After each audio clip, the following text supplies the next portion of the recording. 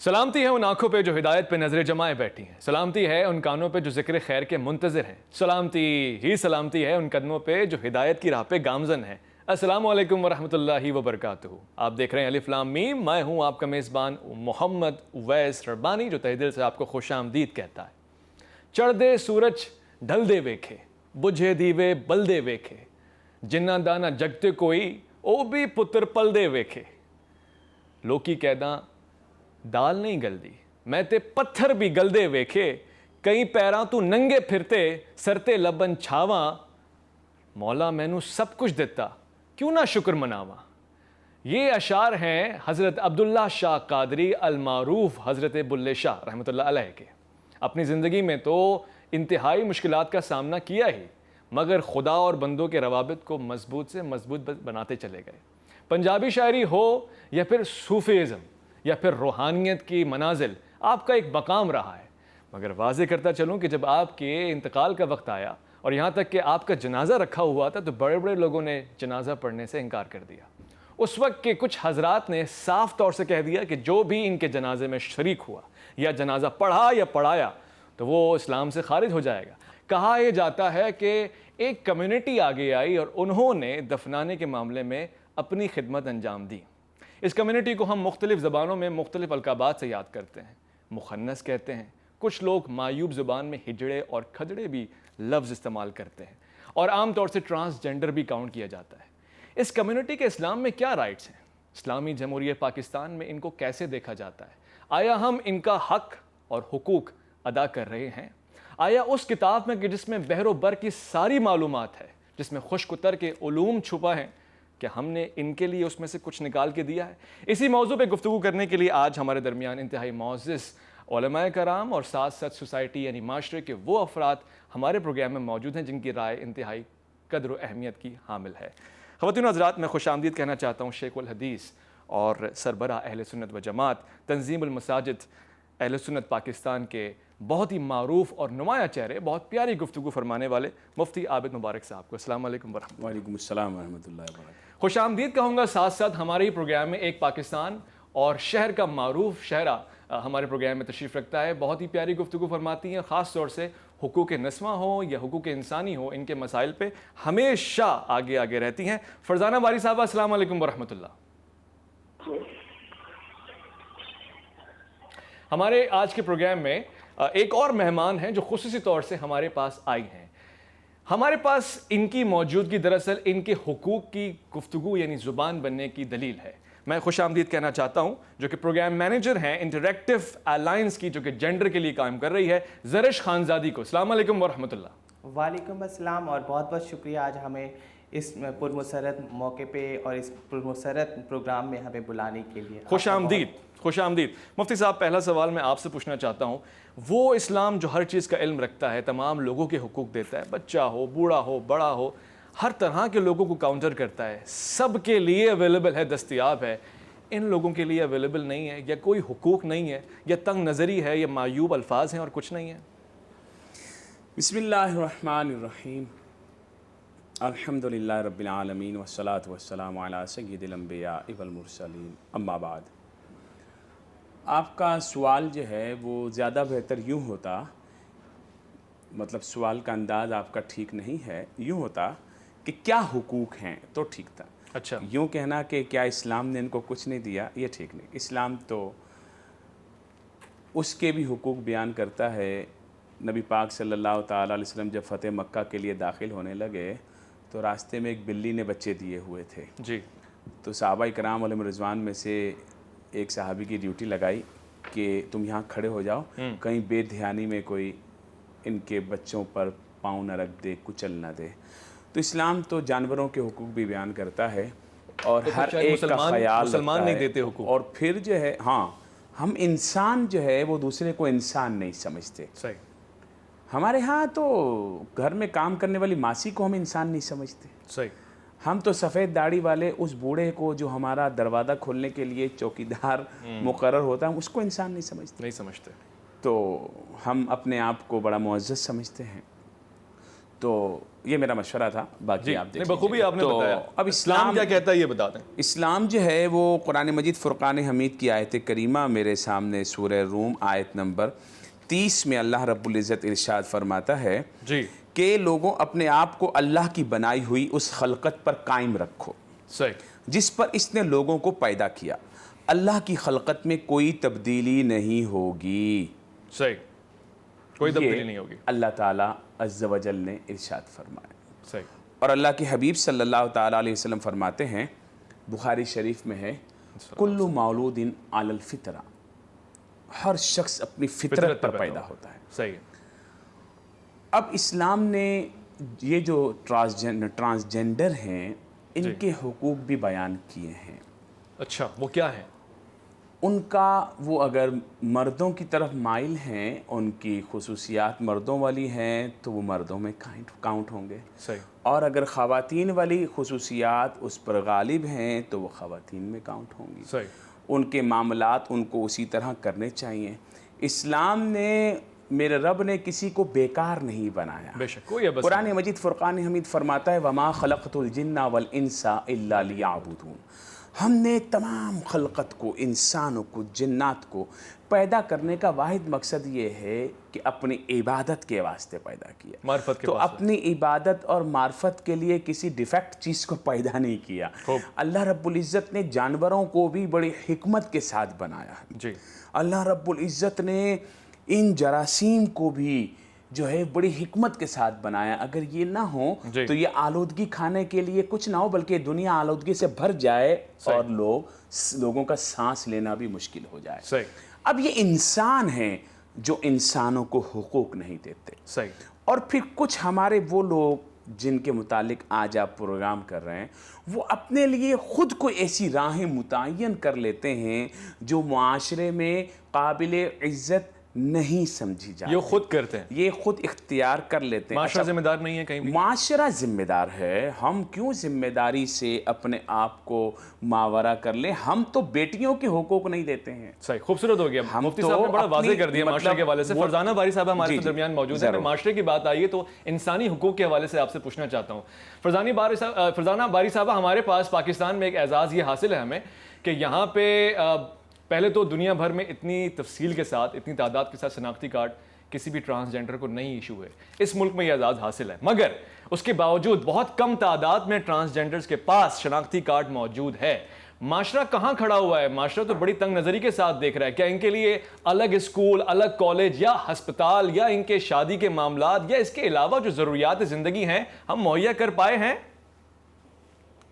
جی بالکل نہیں. یہ تو میں سمجھتی ہوں کہ ہمارے معاشرے میں سب سے ایک طرح سے پسماندہ اور ولنریبل طبقہ ہے. اور ابھی آپ کو معلوم ہی ہے کہ جو لا پاس ہوا اس میں پھر ان کو ان کی شناختی کارڈ وغیرہ جو ہے وہ ان کو ان کی جو شناخت ہے وہ اس کی اجازت دی گئی. مگر اب جس طرح آپ نے بھی کہا کہ اگر آپ سینسس کا ڈیٹا دیکھیں تو پورا اس سینسس کے اندر جو ٹرانسجینڈر کی تعداد پورے ملک میں بتائی گئی ہے وہ 10,000 سے کچھ ہے، 10,100 کچھ اس طرح ان کی ہے. تو اب آپ امیجن کریں کہ جب آپ ان کو ایک طرح سے انویزیبلائز کر رہے ہیں کہ ہماری پاپولیشن کے اندر آپ ان کی تعداد، یہ تعداد تو آپ کو ایک چھوٹے سے شہر میں بھی ٹرانسجینڈر کی مل جائے گی.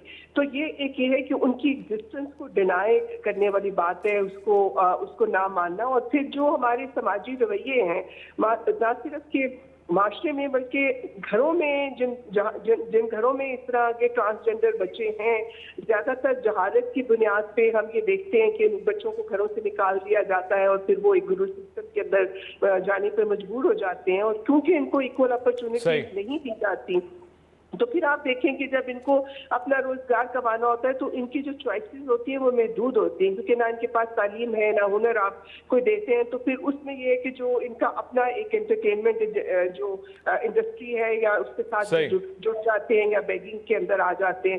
تو میں تو سمجھتی ہوں کہ ٹرانسجینڈر کمیونٹیز کا ڈیفینیٹلی ہم بالکل ان کی جو صورتحال ہے اور جس قسم کا فوبیا ہے ان کے خلاف اور جس قسم की वायलेंस आप देखें, आए दिन ट्रांसजेंडर जो है उनको कत्ल किया जाता है, और कभी हम ये नहीं देखते उनकी कत्ल का वाकया तो सामने आता है, लेकिन उनके मुजरिमों की सजाओं की बात कभी हमारे कान में नहीं पड़ती है। सही, ठीक हो गया, ठीक हो गया। मेरे पास ज़रिश खानज़ादी यहाँ तशरीफ़ रखती हैं। ज़रिश, मैं आपकी तरफ आता हूँ और ये सवाल आपके सामने रख रहा हूँ। अब माशरा आपको मायूब समझता है? क्या माशरा आपको ऐसा फील करवाता है कि ये कोई बद्दुआ है या बीमारी है, या फिर आप एक बहुत ही गलत जोन में खड़ी हैं? कैसा देखता है आपको ये माशरा? सबसे पहले तो मैं इन हमारे आए हुए दोनों मेहमान ग्रामी को बहुत ज़्यादा शुक्रिया अदा करूंगी। उन्होंने बहुत नफासत से और बहुत अच्छी बात की ख्वाजा सराओं के हुकूक़ के बारे में। और ma'am Farzana, thank you so much, आपने बहुत बेहतर तरीके से इस चीज़ को एक्सप्लेन किया।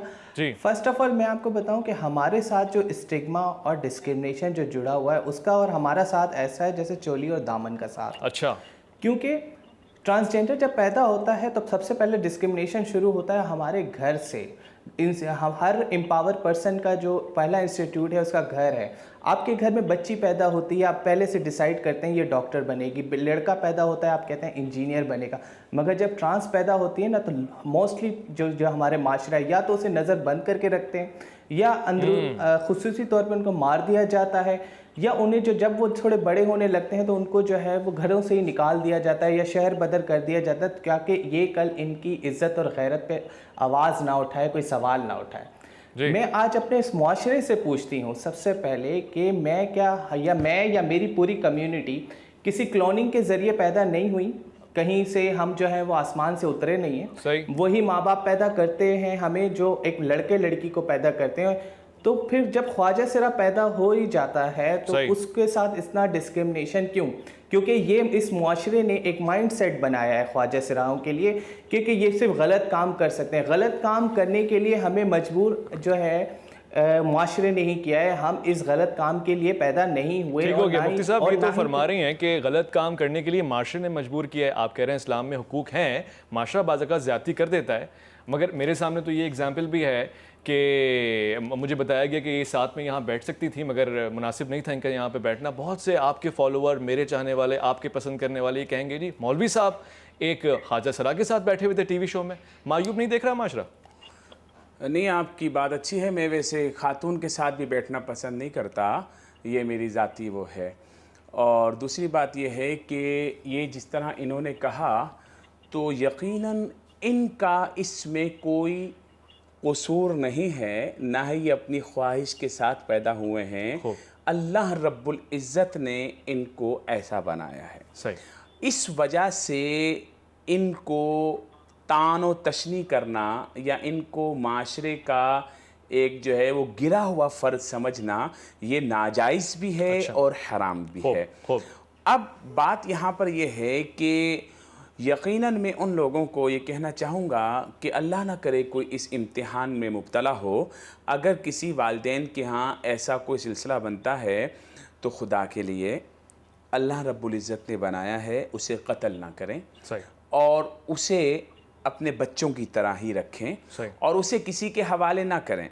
और ना ही ये ख्वाजा सरा कम्युनिटी में से कुछ ऐसे भी जो है लोग होते हैं जिनको अगर पता चल जाए तो वो पहुंच जाते हैं कि भाई ये तो हमारे लोगों में, ये हमारी कम्युनिटी का आदमी, हमारी चीज़ है, तो उनको जो है ना कोई हक नहीं है, बल्कि उनके साथ सख्ती से पेश आएं और उनको पुलिस के हवाले करें। मैं ये भी पूछना चाहूँगा कि बद्दुआ का नतीजा तो नहीं, बहुत से लोग कहते हैं मुख्तसर से वफ़ा ले लूँ, वफ़े के बाद लौट कर आएंगे, पूछेंगे मुफ्ती साहब से। बहुत से लोगों ने इसको समझ लिया कि जी कोई टैबू है, बद्दुआ है या किसी के गलत अफ़ाल या अमाल का नतीजा है। अलिफ लाम मीम में आपका इंतजार है।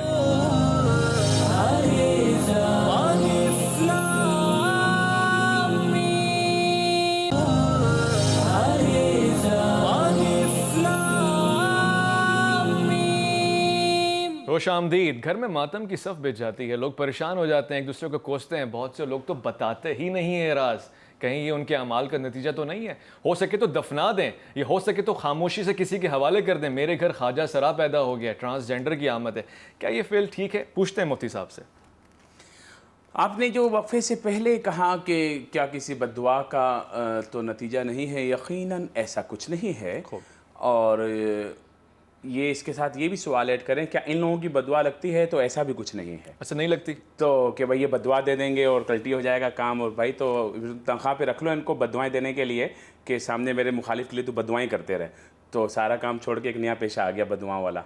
مگر مظلوم ہے تو اس کی بدعا لگے حکومت گی. جو ہے وہ بنا لے شعبہ برائے بدعا، ٹھیک ہے، دعا تو بنایا ہی نہیں انہوں نے، تو یہ بھی ایسی فضول سی بات ہے. ہاں مظلوم کی جو آہ ہے جی اس سے ڈرنا چاہیے. وہ تو ایک کوئی بھی صحیح، وہ غریب عمومی شخص بات ہو، عمومی ہو، مرد ہو، عورت ہو، بچہ ہو، کسی پہ بھی ظلم ہو یا خواجہ سرا ہو، اس کی آہ سے ڈرنا چاہیے. جانور کی آہ سے بھی ڈرنا چاہیے، کسی جانور پر بھی ظلم نہیں بار بار کرنا ان کو چاہیے. جانور سے نہ کمپیئر کریں نا، مجھے نہیں لگ نہیں، رہا ہے کسی بھی مطلب کہنے کا مقصد یہ ہے کہ آپ نے پوچھا اسلام کے حقوق.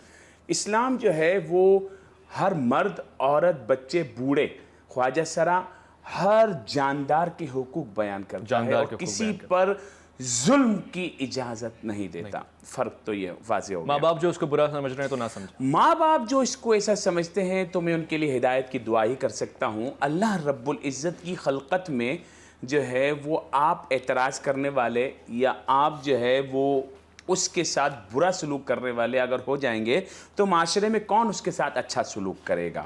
یہ ایک بات ہے. لیکن اب رسول اللہ صلی اللہ تعالیٰ علیہ وسلم کے دور میں بھی یہ لوگ تھے، ٹھیک ہے. اچھا حضور سید عالم صلی اللہ تعالیٰ علیہ وسلم کے ساتھ جب ایک شخص اس طرح کا آیا تو اس کے اندر مردوں کی جو صفات تھی وہ غالب تھی. صحیح. تو اس نے مہندی لگائی. اچھا، مردوں کے لیے مہندی لگانا حرام ہے صحیح. اور عورتوں کے لیے مہندی لگانا جائز ہے. زیب و زینت مطلب جو ہے وہ سرخی، پاؤڈر، لالی، یہ جو ہیں یہ اگر مرد لگائے گا تو یہ حرام ہے اور عورت لگائے تو اس کی زینت ہے. اب وہ مرد تھا، اس نے زیب و زینت کر کے آیا. حضور علیہ الصلوۃ والسلام نے اسے شہر مدینہ سے ہی باہر نکال دیا. حدیث پاک میں ہے لعنت ہے ان لوگوں پر جو مرد ہیں اور مشابہت عورتوں کی کرتے ہیں، خوب. اور ان عورتوں پر جو عورتیں ہیں مشابہت مردوں کی کرتی ہیں. خوب. اب یہاں پر وہ لوگ جو اپنی خواہش سے، ایک تو وہ طبقہ ہے جو معذور شرعی یا جو اس طبقے میں پیدا ہوا. صحیح. یہ الگ طبقہ ہے، اس کو آپ کاؤنٹ کر رہے ہیں طبقہ؟ بالکل ہے نا. قرآن نے تو صرف مرد اور عورت کا ذکر کیا، تیسری کوئی جماعت ہی نہیں ہے. دیکھیں اس کے اندر بھی یہی ہے کہ یا تو وہ مردوں کی طرف ہوں گے یا پھر وہ عورتوں کی طرف ہوں گے یا پھر ان کے اندر دونوں صفات پائی جائیں گی. یہ تین کے علاوہ کچھ بھی چیز نہیں ہے وہ مرد اور عورت کی. بات سمجھ میں آ رہی ہے نا؟ مرد اور عورت کی ہی صفات ہیں اس شخص میں. اب یہاں پر جو شخص یا جو خواجہ سرا وہ مردوں کی غالب صفات رکھتا ہے تو اس کے جو احکام ہیں وہ مردوں والے ہیں. صحیح، واضح ہے. اور جو عورتوں کی صفات رکھتا ہے اس کے احکام عورتوں والے. یعنی کوئی تیسرا طبقہ نہیں ہے. تیسرا طبقہ ہاں یوں نہیں ہے. تو اب یہاں پر ہمارے اس طبقے کو تمام پوری ورلڈ وائڈ ہی ان کو بے راہ روی کا شکار کر دیا گیا. فرزانہ باری صاحبہ، ہمارا معاشرہ تو بہت تہذیب آمیز جملے استعمال کرتا ہے ان کے لیے، آپ کے علم میں ہوگا، بلکہ پیشے بھی جو ہم نے دیے ہیں وہ انتہائی تذلیل شدہ پیشے ہیں. ہم ایز اے قوم اور بہت ساری سول سوسائٹیز کی ذمہ داری ہے جہاں وہ دیگر حقوق کی بات کرتی ہیں. اس موضوع پہ کب بات ہوگی، کب ایسا ہوگا کہ ہمارا ہی کوئی فرد ہم ہی میں سے جو کوئی تیسرا طبقہ بھی نہیں ہے، کہیں سیاست میں ہوگا، کہیں پارلیمنٹ میں ہوگا، کہیں ٹیچر ہوگا، کہیں کسی یونیورسٹی کا چانسلر، وائس چانسلر، پروفیسر ہوگا یا کسی حقوق کی تنظیم کا سربراہ ہوگا، ایسا ممکن ہوتا نظر آ رہا ہے؟ کون ذمہ دار ہے؟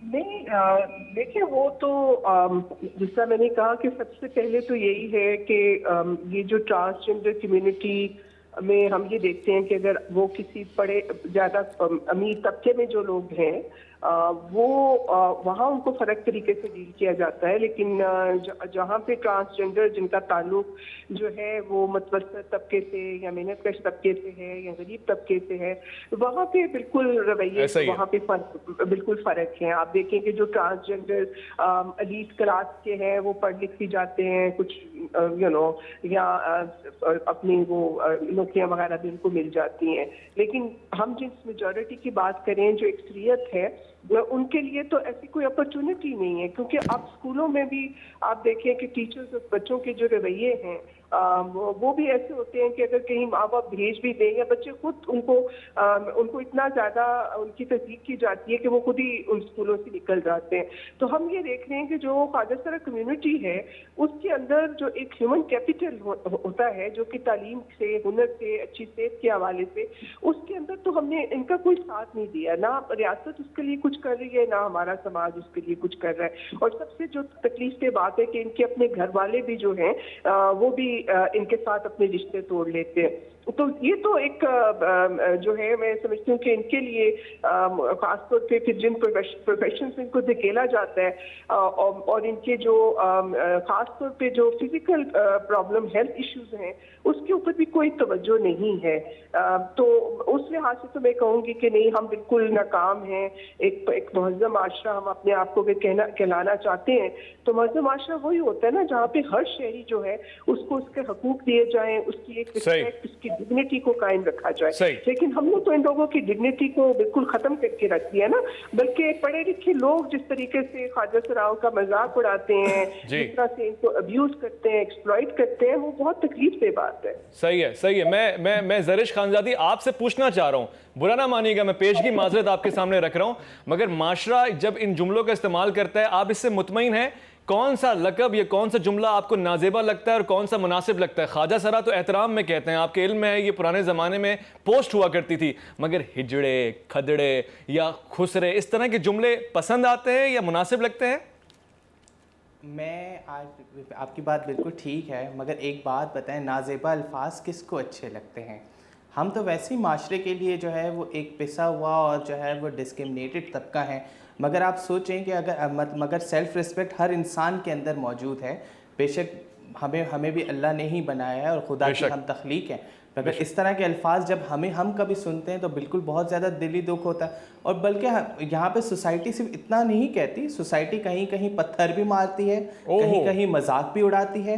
ٹھیک ہے، تو یہ تو مطلب میں نے آپ کو جیسے بتایا کہ ہمارا تو discrimination, stigma, violence, domestic violence کہہ دیں، ہیراسمنٹ ہمارے ساتھ تو زندگی کے ہر وقت کے ساتھ چلتی رہتی ہے. خواجہ سرا علماء نہیں بنتے، مولوی نہیں بنتے یا طالب علم نہیں بنتے یا مدارس میں ان کی تعداد کیوں نہیں ہے، مگر ایک مختصر سا وقفہ لوں گا، وقفے کے بعد لوٹ کر آؤں گا. الف لام میم میں آپ کا انتظار رہے.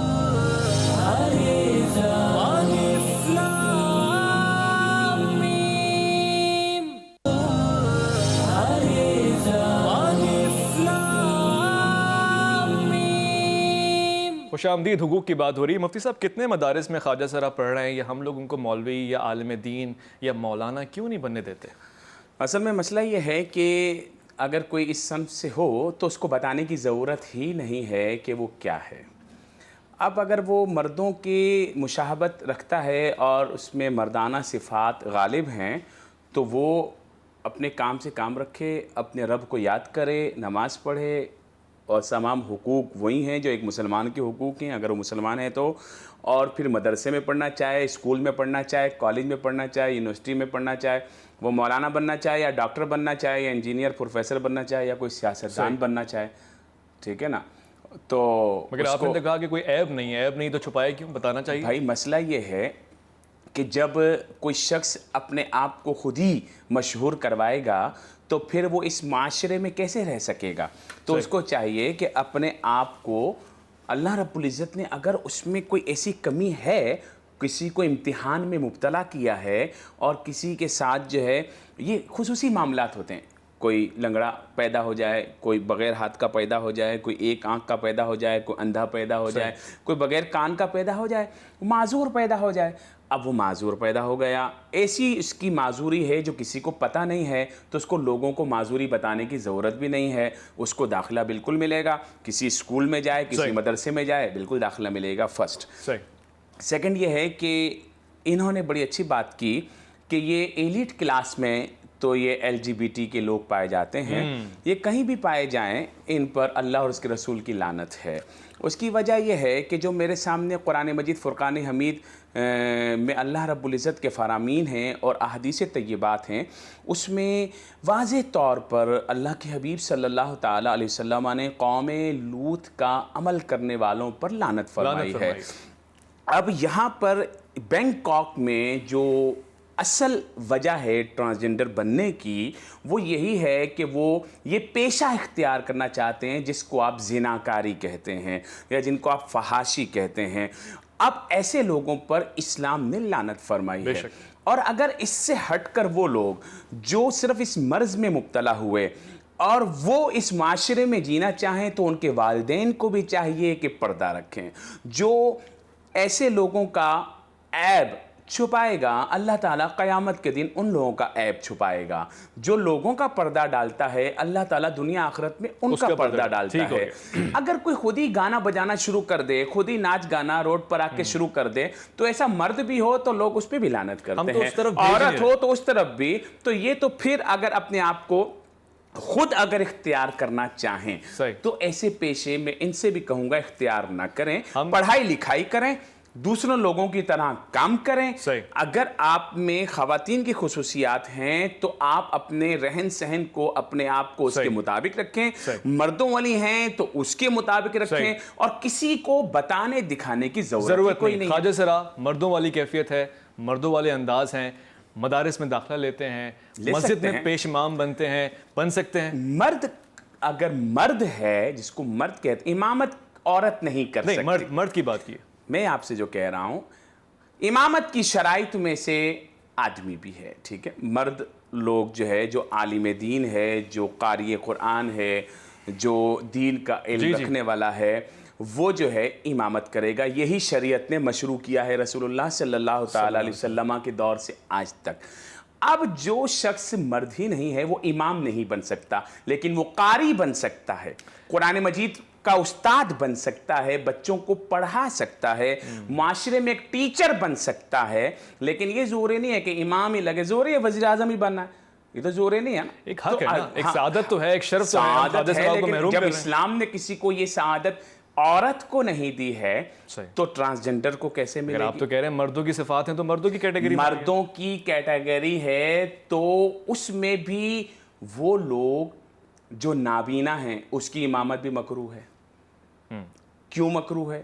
اسی طریقے سے جو معذور ہے, مرد ہے, اس کے پیچھے بھی نماز نہیں ہوتی, تو پھر اس لیے ان کے پیچھے بھی نماز نہیں ہوگی. مرد ہونا چاہیے, صالح صفات کا عامل ہونا چاہیے, پڑھا لکھا ہونا چاہیے اور کوئی عیب نہ ہو ایسا امام ہونا چاہیے. خوبصورت. ہمارا معاشرہ بڑا صاف ستھرا معاشرہ ہے. مردوں کو ان کے حقوق ہیں, عورتوں کو ان کے حقوق ہیں, خواجہ سراؤں کو ان کے حقوق ہیں. آپ بولیں کیا حقوق ہیں؟ حقوق یہ ہیں کہ اگر مردوں میں سے ہو تو حصہ بھی وراثت میں سے ماں باپ اس کو نکال نہیں سکتے, حصہ دینا پڑے گا. اگر عورتوں کی صفات ہیں تو عورتوں والا حصہ دینا پڑے گا. بہت اچھی گفتگو فرمائی کہ جی بہت اچھے پیش ہیں, قاری بنے, آپ آئیں مدارس میں داخلہ لیں اور یہ بہت واضح, اور آئیں ٹیچر بنے, ڈاکٹر بنے, انجینئر بنے, آپ معلم بھی بن سکتے ہیں, معلم بھی بن سکتے ہیں, آپ قرآن مجید کو حفظ کریں, آپ حافظ قرآن بھی بن سکتے ہیں. میں ایک اور سوال پوچھوں گا شریعت کے حوالے سے, مگر فرزانہ باری صاحبہ سے میں پوچھنا چاہتا ہوں. معاشرے کی بات ہو گئی, سول سوسائٹی کی بات ہو گئی, تمام القابات کی بات ہو گئی, حل بتائیے, ایک ون لائنر ایجنڈا مجھے بتائیے کس طرح سے ہم ان کو برابر لا کے کھڑا کریں. یہ بھی تو ایسٹ ہیں, یہ بھی تو اس قوم کا اثاثہ ہیں, بہت ٹیلنٹڈ لوگ ہوتے ہیں باخدا. کیسے ان کو معیوب سے ہٹا کر عزت دار طبقہ بنایا جائے؟ سب سے پہلے تو یہی بات ہے نا کہ اگر ہم یہ سمجھ رہے ہیں کہ وہ کوئی تیسرے درجے کا, عورت کو ہم سمجھتے ہیں کہ وہ دوسرے درجے کا انسان ہے, اور جو خواجہ سرا ہے وہ تیسرے درجے کے انسان ہے, اور یہ کوئی عیب ہے جس کو چھپانا ضروری ہے. یہ تو جب تک یہ سوچ ہم نہیں بدلیں گے کہ یہ جو مطلب اللہ تعالیٰ نے جو بھی لوگ پیدا ہوئے ہیں یہ اس کی مطلب ڈفرینٹ شکلیں ہیں, تو اس کو عیب سمجھنا یا یہ سوچنا کہ جو خواجہ سرا ہے وہ اپنی آئیڈینٹی, اپنی شناخت کو چھپائے, اور یہ کہنا آسان ہے کہ وہ یہ بن جائیں, وہ ڈاکٹر بن جائیں, وہ یہ, لیکن ایشو یہ ہے نا کہ ان کو جب ہم انسان ہی نہیں سمجھتے تو پھر ہم ان کو وہ ماحول ہی نہیں دیتے نا جس کے اندر نہ ان کو تعلیم کے مواقع دیتے ہیں, نہ ان کو کوئی ہنر سکھاتے ہیں, نہ ہم ان کا اس طرح سے ان کو انسان کا درجہ دیتے ہیں, نہ ان کی کوئی ڈگنیٹی جو ہے اس کا ہم خیال رکھتے ہیں. تو اس میں یہ نا کہ جو آپ ون لائنر کی بات کریں وہ تو سب سے پہلے تو یہی ہے نا کہ سوچ کو بدلنا ہے. اس دنیا میں یہ جو ڈیکوٹمی ہے کہ صرف عورت و مرد ہوتے ہیں, سیکس جو ہے وہ ایک عورت ہے, مؤنث ہے, مذکر ہے, تیسری इंसान का जिक्र ही नहीं है, उसको हमने अपने सोच से, अपने जो एक कॉन्सेप्ट से गायब कर दिया है ना। तो पहले तो ये उसको तस्लीम करना है कि दुनिया में 3 तरह के इंसान होते हैं, 2 तरह के नहीं होते, सिर्फ औरत और मर्द नहीं होते, उसके ट्रांसजेंडर लोग भी होते हैं, और उनके अंदर जो है वो सेक्सुअल डिफरेंसेस इस तरह के होते हैं, कोई फीमेल है, कुछ शीमेल है, कुछ लोगों की अपनी आइडेंटिटी के इश्यूज हैं। तो जब तक हम इन सब चीजों को नहीं समझेंगे और मानेंगे एक समाजी सतह पे और रियासती सतह पे, तो हम कैसे लोगों के हकूक की बात कर सकते हैं। बहुत शुक्रिया फरजाना बारी साहबा, आपका मौक़िफ़ वाज़ेह हो गया और बहुत अच्छी तरह से हम तक मुंतकिल भी हो गया है। मैं ज़रिश खानज़ादी आपसे सवाल कर रहा हूँ, आपका भी तो रब है, आप भी तो इस माशरे को जब इस्लाम की इर्तिका की तरफ देखती हैं, जब आप देखती हैं नया इस्लामी ड्रामा आया है, सब देख रहे हैं, ईद की नमाज का वक्त है, सब जाएंगे, दिल तो करता होगा, मस्जिद की तरफ कदम तोड़ते होंगे, कभी गई हैं आप, कभी मस्जिद में बाजमात नमाज पढ़ने का दिल किया है, कभी ऐसा इत्तेफाक हुआ है? सबसे पहले तो भाई आपको ये बात बताती चलूँ कि शुक्र अल्हम्दुलिल्लाह आई एम अ मुस्लिम, और मैं नमाज़ पढ़ती हूँ तो बाद जमात भी पढ़ती हूँ। जुमे की नमाज़ अक्सर मैं बाद जमात नमाज़ पढ़ती हूँ, मगर अपने आप को जो है वो इमाम से ढक कर, ताकि कोई लोग तनकीद ना करें। मगर लोग तनकीद ज़रूर करते हैं उस मस्जिद में जहाँ अल्लाह का घर है, जहाँ सब सजदे कर सकते हैं, वहाँ हमारा भी पूरा हक़ है, हम करते भी हैं, मगर फिर भी लोग तनकीद करते हैं।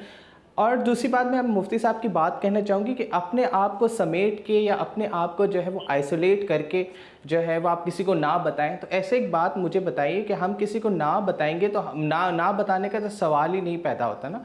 जहाँ हम हैं वो हमारी मुशाबत चाहे औरत की हो मर्द की हो, मगर ख्वाजा सिरा जो है वो जिस मोहल्ले में रहता है वहाँ सबको पता होता है। तो इंसान कैसे अपने आप को छुपा के रहे।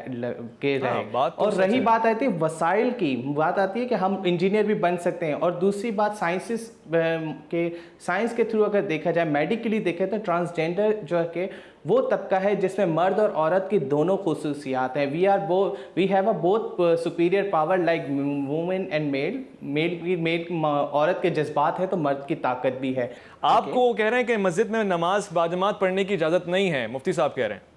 वो बात ठीक है आपको मगर इसलिए मस्जिद में नहीं जाना चाहिए कि आपकी वदा ख़ता जो है वो औरतों की तरह है। जब आपकी वदा ख़ता औरतों की तरह है तो आप जुम्मे के दिन अपने मेकअप को उतार कर अपने आप को चेंज करके मर्दों के दरमियान जाके नमाज़ पढ़ें तो ये जायज़ नहीं है। आप एक चीज़ हो सकते हैं, ठीक है, आप उसी पर इख्तियार करें अपने आप को। और अगर जो है वो आपकी सिफ़ात ऐसी हैं ख़वातीन वाली, तो आप बहनों की तरह नमाज़ पढ़ें जिस तरह ख़वातीन अपने आप को जो है वो घरों में रख के नमाज़ पढ़ती हैं। ज़रिश कह रही है कि एक ऐसी भी सिचुएशन है कि पता नहीं होता कि मर्द हैं कि औरत हैं, ऐसा है। देखिए एक सेट्स ऐसे भी हैं जहाँ पे जो है वो इमामत जो है वो औरतें जो है वो एक अलग गोशे बनाए गए हैं ख़वातीनों के, जहाँ पे आप नमाज इजीली पढ़ सकते हैं, तो वहाँ पे हम भी पढ़ सकते हैं, बिल्कुल पढ़ सकते हैं। मैं कह रहा हूँ ऐसी सिचुएशन तो नहीं है कि पता नहीं होता बहुत से लोगों को कि वो आया मर्द की कैटेगरी में या औरत की कैटेगरी में, ऐसे लोगों जी हाँ ये आप कह सकते हैं। मगर एटलीस्ट जो औरत ख्वाजा सिरा है उसकी मुशाबत जो है वो कहीं मुशाबत बिल्कुल औरत की ही होती है। ये बात मुफ्ती साहब बिल्कुल ठीक कह रहे हैं कि हमें औरत की तरफ जाना चाहिए, मगर ये है कि विद इन हमारी कम्युनिटी में मर्द और औरत सब एक साथ ही रहते हैं। इनकी पैदाइश से लेकर इनके दफनाने तक इनको इस्लाम में शामिल तो किया जाएगा, इनके हुकूक भी दिए जाएंगे। कहीं ऐसा अगर कोई कहे मौलवी कि मैं जनाजा नहीं पढ़ाऊंगा, ये ख्वाजा सरा है, या मैं दफनाने में आगे नहीं बढ़ूंगा, ज़्यादती कर रहा है कि नहीं? असल में मसला ये है मेरे भाई, सवाल ही गलत है। सवाल यूँ ना करें, सवाल यूँ करें क्या इस्लाम ने इनका जनाजा रखा है और उसके बाद का जनाजा पढ़ाने में कोई इम्तियाज़ है कि नहीं? अच्छा, ये तो जवाब ये है कि बिल्कुल कोई इम्तियाज़ नहीं है। जिसकी ये मर्द और औरत बालिग की एक ही दुआ है, अल्लाहुम्मा अग़फ़िरली हय्यिना व मय्यितिना व शाहिदिना व गायबिना व सग़ीरिना व कबीरिना व ज़करिना व उन्साना अल्लाहुम्मा मन।